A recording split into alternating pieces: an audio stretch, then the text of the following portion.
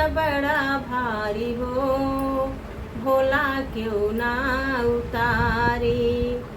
क्यों ना उतारी भोला क्यों ना उतारी, केहू ना उतारी भोला केहू ना उतारी। दुख के गठरिया बड़ा भारी हो, भोला केहू ना उतारी।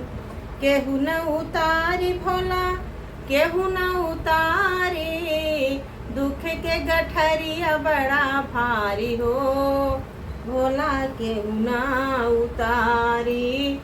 दुख के गठरिया बड़ा भारी हो, भोला केहू ना उतारी।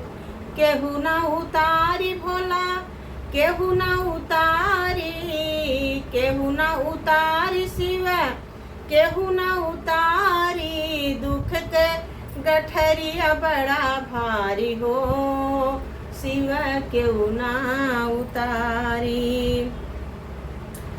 इहई गठरिया लैके गाँव गाँव घूमले, इहई गठरिया लैके गाँव गाँव घूमे। गाँव गाँव घूमे भोला गाँव गाँव घूमे, दुख के गठरिया बड़ा भारी हो, शिव केहू ना उतारी। दुख के गठरिया बड़ा भारी हो, शिव केहू ना उतारी। इहई गठरिया लैके नैहर में गईले, इहई गठरिया लैके नैहर में गईले। अरे खूली के वड़िया बंद भैले हो, भोला केहू ना उतारी।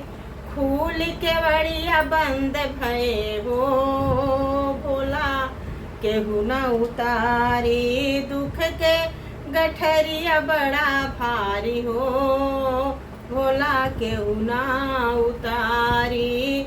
दुख के गठरिया बड़ा भारी हो, भोला केहू ना उतारी।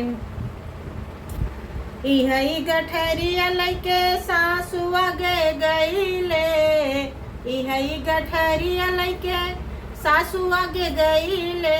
सासु आगे गईले हो सासु आगे गईले, अरे सासु नहीं चिन्हई पतोहू हो, अरे सासु नहीं चिन्हई पतोहू हो, भोला केहू ना उतारी।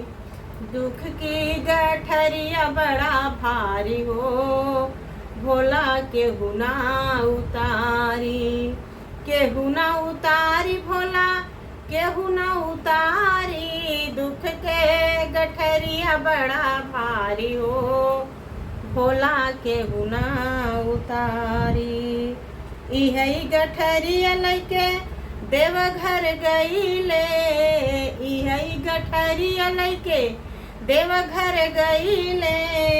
देवघर गईले हो देवघर गईले, गौरा मैया होया रे गौरा मैया लिहली उतारी हो, भोला केहू ना उतारी।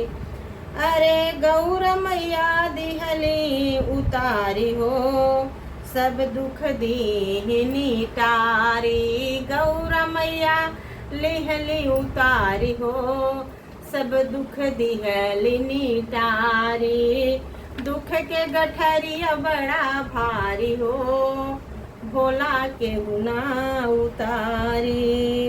गड़िया बड़ी प्यारी लागे देवघर नगरिया बड़ी प्यारी लागे। अरे मीटल दुखवा हमारे हो, भोला केहू ना उतारी।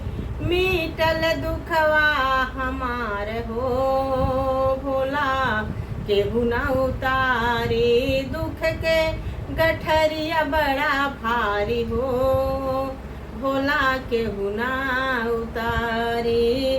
दुख के गठरिया बड़ा भारी हो, भोला केहू न उतारी सीताराम